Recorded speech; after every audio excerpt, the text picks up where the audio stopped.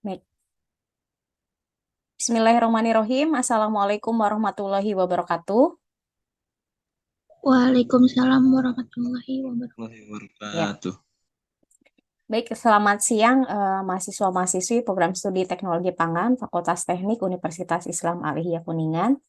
Alhamdulillah, kita bisa bertemu kembali dalam mata kuliah Teknologi Pengolahan Serealia, Kacang-kacangan dan Umbi di semester ini ya, pada pertemuan ke-11. Nah, sebelum mulai perkuliahan, mari kita awali perkuliahan ini dengan membaca doa bersama-sama ya. Berdoa, saya persilahkan.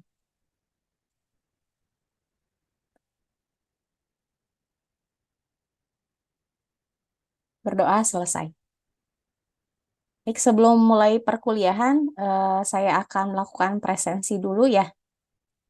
Untuk hari ini ada 1, 2, 3, 4, 5. Ada sekitar 2 orang yang tidak hadir ya, Ismail dan Elsa. Tidak apa-apa, kita lanjutkan perkuliahan hari ini ya. Saya akan share screen dulu materi hari ini. Sudah muncul teman-teman? Sudah, Bu. Sudah ya.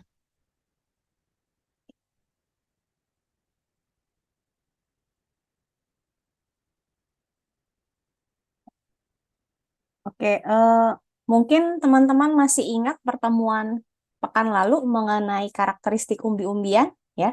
Sudah kita bahas mengenai karakteristik umbi-umbian, mengenai pigmen pada umbi-umbian, kemudian zat sekunder yang dihasilkan dan disimpan pada umbi-umbian, kemudian juga serat pangan ya, atau inulin. Nah, untuk materi sebelumnya masih ada yang ingin ditanyakan atau sudah cukup dipahami? Cukup dipahami. Cukup ya. Kalau begitu kita langsung saja ke materi hari ini ya, mengenai pengolahan umbi-umbian sebagai pangan fungsional. Nah, untuk topik hari ini sebetulnya nanti akan saya sampaikan mengenai kefir simbiotik umbi gembili. Nah, ini merupakan penelitian yang saya lakukan dan sudah dipublikasikan di beberapa jurnal terakreditasi dan juga konferensi internasional. Nanti bisa kita bahas di sini ya, sebagai pengolahan umbi-umbiannya. Oke. Untuk tujuan pembelajaran hari ini, ya, mahasiswa mampu memahami pengertian pangan fungsional, kemudian mahasiswa mampu memahami pengertian prebiotik, probiotik, simbiotik, dan juga mampu memahami pengolahan kefir simbiotik umbi gembili. Ya. Sebelumnya ada yang pernah mendengar mengenai pangan fungsional? Pernah dengar nggak? Pernah, Bu. Pernah ya. Kira-kira pangan fungsional itu apa aja jenisnya? Ada yang tahu?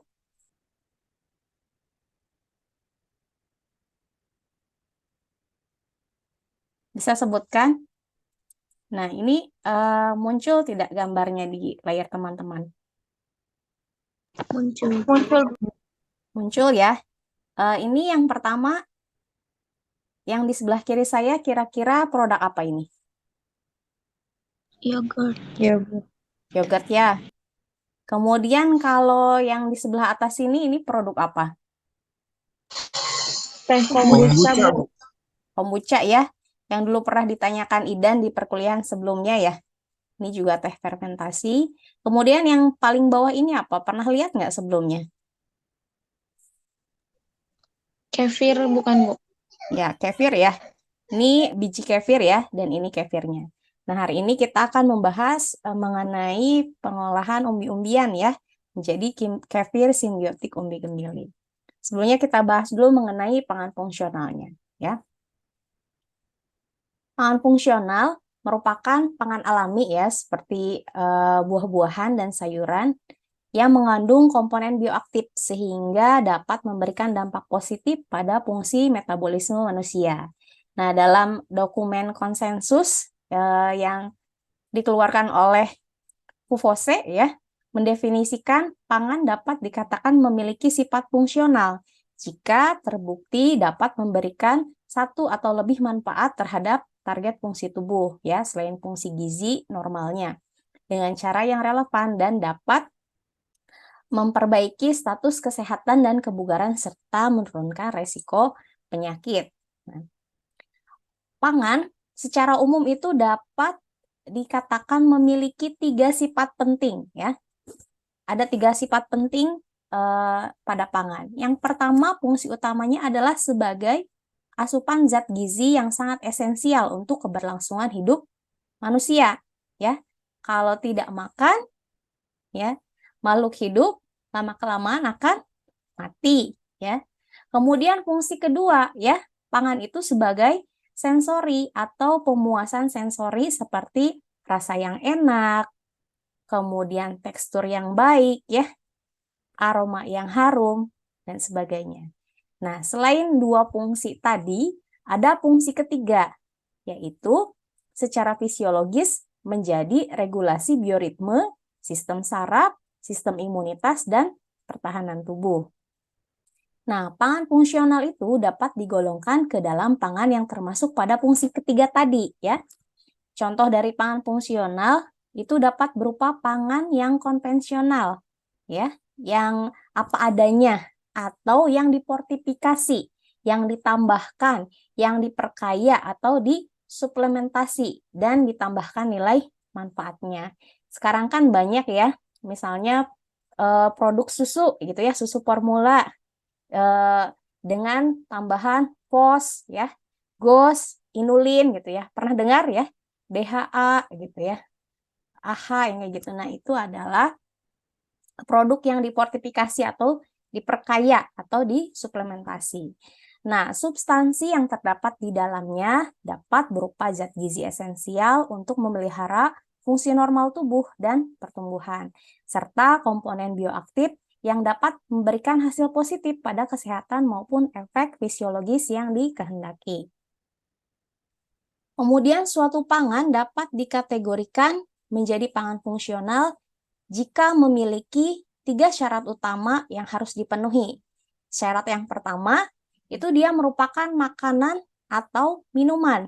Jadi bukan berupa kapsul, tablet, atau serbuk yang mengandung senyawa bioaktif tertentu yang berasal dari bahan alami. Tapi memang merupakan makanan dan minuman, sehingga disebut sebagai pangan fungsional. Kemudian syarat yang kedua apa? Syaratnya itu merupakan bahan yang dikonsumsi dari bagian diet sehari-hari. Jadi tidak sengaja dikonsumsi hanya untuk sebagai obat gitu. Tapi memang sehari-hari itu dia dikonsumsi ya.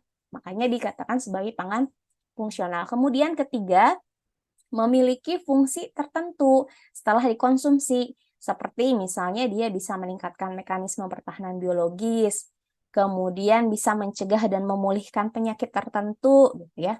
Kemudian bisa mengontrol fisik dan mental, serta memperlambat proses penuaan dini juga termasuk ke dalam pangan fungsional. Jadi itu 3 syarat utamanya ya. Kemudian ada beberapa contoh pangan fungsional ya. Nah, contoh yang pertama yaitu datang dari golongan makanan fungsional alami ya, yaitu sayur-sayuran dan buah segar yang bisa langsung dimakan. Kemudian yang kedua itu ada datang dari golongan makanan tradisional, yaitu seperti tempe, yogurt, dadih, teh, susu, dan beras merah.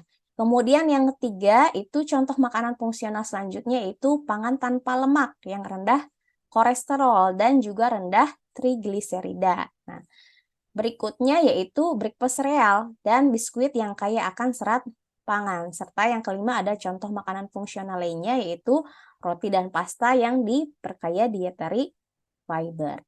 Nah, ini ada klasifikasi komponen ingredient pangan yang mendapatkan klaim FOHSU di Jepang. Nah, ini fungsi spesifik terhadap kesehatan itu adalah pangan untuk memodifikasi kondisi saluran pencernaan. Nah, komponen ingredient yang bisa memodifikasi kondisi saluran pencernaannya itu apa ya? Di sini ada jenis oligosakarida, kemudian ada laktosa, ada bifidobakteria, asam laktat, serat pangan, dekstrin yang tercerna, polidekstrol, guamgar, biji pelapis, ya, dan sebagainya. Ini nanti salah satunya yang akan dibahas ya di pertemuan kali ini, ya, mengenai kefir simbiotik. Oke, nah ini ada probiotik, prebiotik, simbiotik, ya. Pernah dengar sebelumnya? Pernah, Bu. Ya, ini sering sekali disebut-sebutkan ya, bahkan di iklan juga biasanya secara komersil disebutkan bahwa produk ini mengandung probiotik, mengandung prebiotik gitu ya. Kemudian sekarang mungkin baru dengar ya simbiotik itu apa. Nah, jadi probiotik itu teman-teman merupakan mikroorganisme hidup yang jika dikonsumsi dalam jumlah cukup dapat memberikan manfaat bagi kesehatan ya. Mikroorganisme yang dimaksud itu sebagian besar merupakan bakteri dari spesies Lactobacillus, Bifidobacteria, ya, dan sebagainya. Kemudian manfaat probiotik pada anak itu sudah banyak dipelajari ya. Dia bisa mencegah dan mengatasi diare. Sedangkan prebiotik itu apa? Kalau prebiotik itu adalah zat yang terkandung dalam makanan yang tidak dapat dicerna oleh tubuh kita, ya. Sehingga ketika masuk ke dalam usus besar, itu nanti akan dicerna, akan dimakan oleh si probiotik tadi, ya. Jadi dia itu bisa menyokong kehidupan atau pertumbuhan atau aktivitas dari beberapa jenis bakteri di usus besar. Nah, zat yang memenuhi kriteria tersebut itu misalnya oligosakarida ya seperti inulin, oligofruktosa dan galaktosakarida ya seperti yang kita pelajari di karakteristik umbi-umbian pertemuan yang lalu ya. Inulin. Kemudian kalau simbiotik itu apa? Ya, istilah simbiotik itu digunakan untuk mendefinisikan kombinasi probiotik dan prebiotiknya. Nah, ini ya. Jadi konsep dari kefir simbiotik itu adalah menggabungkan kefir yang mengandung probiotik ditambahkan dengan gembili yang mengandung prebiotik. Jadilah kefir simbiotik ya. Nah, ubi gembili seperti yang sudah kita pelajari sebelumnya, itu menyerupai ubi jalar dengan ukuran besar, sebesar kepalan tangan ya, orang dewasa. Dia berwarna coklat muda dan berkulit tipis. Nah, ini ubi gembili termasuk pangan yang tidak hanya digunakan sebagai sumber pangan, tetapi diketahui memiliki kandungan karbohidrat yang cukup tinggi ya. Nah, ini mengandung inulin ya. Dari hasil penelitian Kartika et al. 2019 itu mengandung sekitar 14-15% inulin. Inulin itu apa? Inulin itu adalah salah satu karbohidrat yang berfungsi sebagai prebiotik yang efektif, yaitu didefinisikan sebagai komponen pangan yang tidak dapat dicerna oleh enzim pencernaan, sehingga mencapai usus besar tanpa mengalami perubahan struktur yang dapat menstimulasi secara selektif pertumbuhan dan aktivitas bakteri yang menguntungkan di dalam saluran pencernaan. Kalau kefirnya sendiri ya, tadi ada di depan saat saya menunjukkan gambar sudah ada yang menyebutkan kefir, jadi mungkin sudah cukup familiar ya dengan kefir. Kefir itu apa? Kefir sendiri merupakan minuman yang berasal dari fermentasi susu sapi maupun susu kambing oleh bakteri asam laktat dan yeast yang terdapat pada kefir grain atau biji kefirnya. Cita rasa kefir itu mirip yogurt ya, dia sedikit asam, tapi dia karbonat dan mengandung sedikit alkohol di dalamnya karena fermentasinya menggunakan dua jenis mikroba, tidak hanya bakteri asam laktat ya, tapi juga sejenis kamir ya, ada Saccharomyces di dalamnya.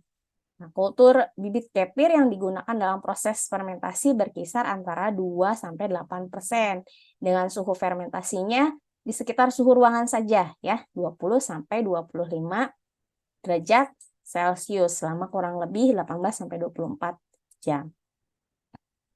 Nah, ini cara pembuatan kefir simbiotik ya. Jadi susu sapi, kemudian dia susu sapi itu dipasteurisasi ya, diaduk, dipasteurisasi.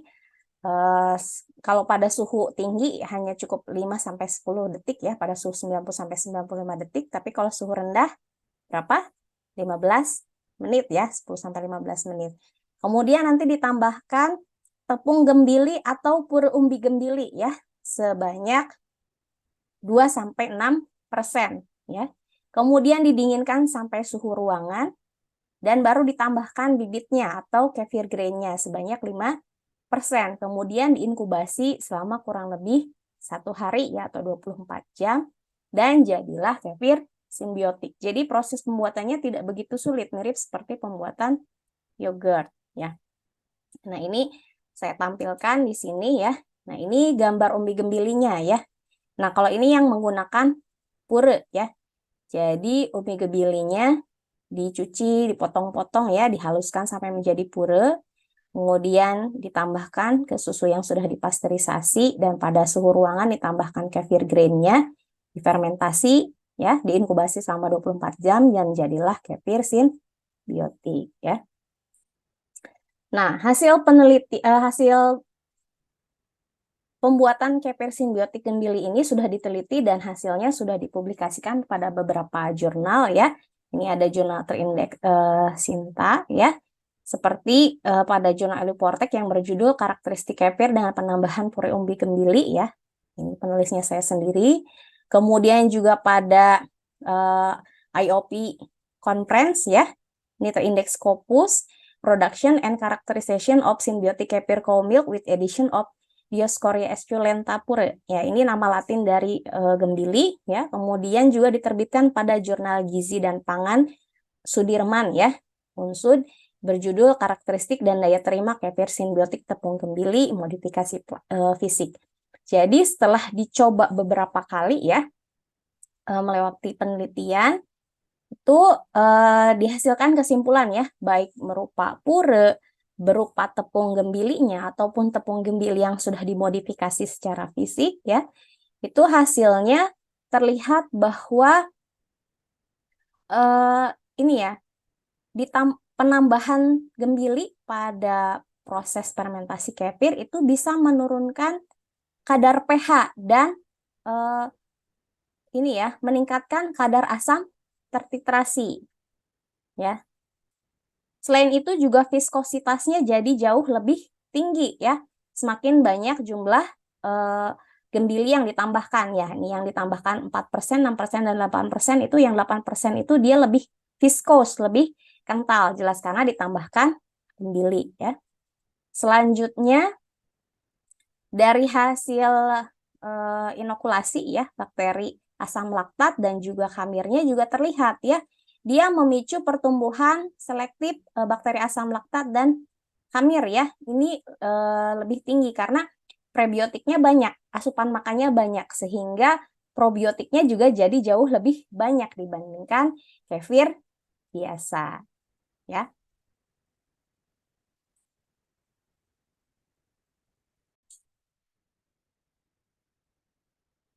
Ya, jadi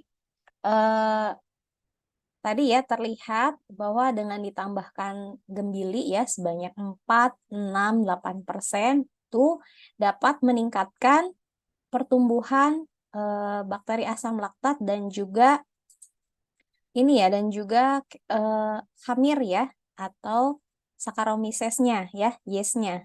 Nah, ini tapi terlihat ya bahwa dibandingkan yang 4% ya, yang 6% dan 8% itu jauh lebih tinggi jumlahnya ya dibandingkan dengan yang hanya 4% saja ya. Jadi terbukti bahwa kandungan serat pangan atau inulin yang ada pada umbi gembili itu memicu pertumbuhan selektif bakteri asam laktat dan juga yeast yang ada pada kefir, sehingga kefir yang terbentuk itu menjadi kefir simbiotik.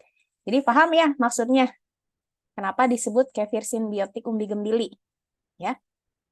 Karena kefir itu yang adalah probiotik, mengandung probiotik digabungkan dengan prebiotik yang berasal dari umbi gembili inulinnya, maka jadi kefir simbiotik. Nah, nanti untuk artikelnya bisa teman-teman baca, nanti saya share linknya juga ya setelah selesai pertemuan ini di grup WhatsApp. Oke, berikutnya kita akan latihan ya, atau ada tes terlebih dahulu ya. Nah, ini nanti yang bisa jawab langsung jawab saja ya, sebutkan nama. Misalnya yang mau jawabnya Idan, Idan Bu, gitu ya. Nomor 1 misalnya yang mau jawab Idan Bu, gitu ya. Nanti jawabannya apa? Atau misalnya Anjani apa, gitu. Nanti kalau ada yang nggak bisa dijawab, bisa kita bahas bersama-sama ya. Nah, jadi tes di sini itu menjodohkan antara yang ada di kolom pertanyaan dengan kolom jawaban ya. Kita ke pertanyaan yang pertama dulu ya. Yang pertama, karbohidrat yang berperan sebagai prebiotik pada umbi gembili itu apa? Ada yang mau jawab?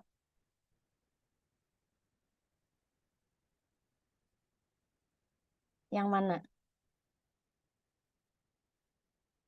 Yang A, B, C, D, E, atau F? Siapa yang mau jawab? Anjani mau jawab?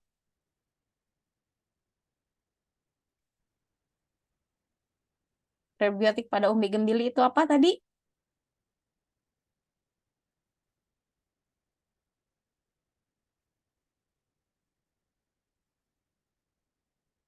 Jawabannya apa?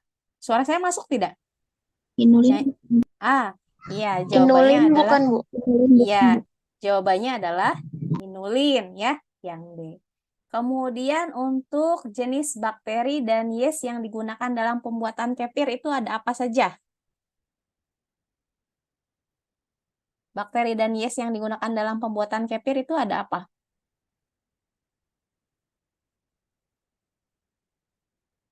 Yang mana? A, B, C, E, atau F? Yang A. Yang A ya, Lactobacillus A. dan Saccharomyces ya. Oke. Kemudian kalau golongan makanan fungsional alami, contohnya apa? Yang tadi sudah dibahas pertama Yang kali. F, Bu. Yang F ya, Sayuran dan sayuran. sayur dan buah-buahan. Kemudian kalau golongan makanan fungsional tradisional, yang Yang mana? E. Yang E ya. Kefir, Apa saja? Kefir, yogurt, dan yogurt, tempe. tempe ya. Kalau kombinasi probiotik dan prebiotik yang keduanya saling bersinergi itu disebut apa? Simbiotik. Simbiotik ya. Oke, kemudian pertanyaan yang terakhir. Mikroorganisme hidup yang jika dikonsumsi dalam jumlah cukup dapat memberikan manfaat bagi kesehatan itu adalah Probiotik. probiotik ya, jawaban yang terakhir. Nah, ini dia kunci jawabannya ya. Betul tidak ya? Nah, betul ya. Tadi untuk pertanyaan nomor 1 jawabannya adalah yang D, inulin ya. Kemudian untuk pertanyaan nomor 2 jawabannya adalah yang A, Lactobacillus dan Saccharomyces. Kemudian yang soal nomor 3 itu jawabannya adalah sayur-sayuran dan buah-buahan ya, itu pangan fungsional alami. Kemudian nomor 4 jawabannya adalah kefir, yogurt, dan tempe untuk pangan fungsional tradisional. Yang kelima ya jawabannya adalah yang C ya. Jadi gabungan antara prebiotik dan probiotik adalah simbiotik. Kemudian pertanyaan terakhir mengenai mikroorganisme hidup ya yang jika dikonsumsi dalam jumlah cukup itu dapat memberikan manfaat bagi kesehatan adalah probiotik ya. Jadi cukup jelas ya mengenai pangan fungsional, kemudian probiotik, prebiotik, simbiotik, dan tadi ke pengolahan umbi-umbian ya, yaitu pembuatan kefir simbiotik umbi gembili. Nanti pertemuan berikutnya kita bisa langsung praktikum ya pembuatan kefir ini. Sampai sini ada yang ingin ditanyakan atau didiskusikan terlebih dahulu? Sudah cukup jelas. Sudah cukup jelas ya. Baik, kalau sudah cukup jelas ya, bisa kita akhiri ya. Nah, ini materinya juga sudah selesai. Baik, untuk tugasnya nanti teman-teman silahkan baca dan review 3 artikel dengan judul berikut ya. Yang pertama, karakteristik kefir dengan penambahan pure umbi gembili. Ada linknya di sini, nanti bisa di-download. Kemudian yang kedua, production and characterization of symbiotic kefir cow milk with addition of Dioscorea exulenta pure. Linknya juga ada ya. Dan artikel yang ketiga adalah karakteristik dan daya terima kefir simbiotik tepung gembili Dioscorea exulenta modifikasi fisik. Nanti setelah dibaca dan direview hasilnya bisa dikirimkan ke email Ibu atau diupload ke Google Classroom ya seperti biasa. Baik, terima kasih ya atas kehadiran teman-teman pada perkuliahan pertemuan ke-11 hari ini. Kita akhiri perkuliahan ini dengan membaca hamdalah bersama-sama. Alhamdulillahirabbil alamin. Dan doa akhir untuk tulis ya. Ya, subhanakallahumma wa bihamdika asyhadu an la ilaha illa anta astaghfiruka wa atubu ilaik ya. Ibu mohon maaf apabila selama penyampaian perkuliahan ini ada kata-kata yang tidak berkenan. Billahi taufik wal hidayah. Wassalamualaikum warahmatullahi wabarakatuh. Waalaikumsalam Waalaikumsalam warahmatullahi warahmatullahi wabarakatuh. Waalaikumsalam Sampai jumpa warahmatullahi di pertemuan wabarakatuh. berikutnya ya. wabarakatuh. Baik, Bu. Saya akhiri ya. Terima kasih.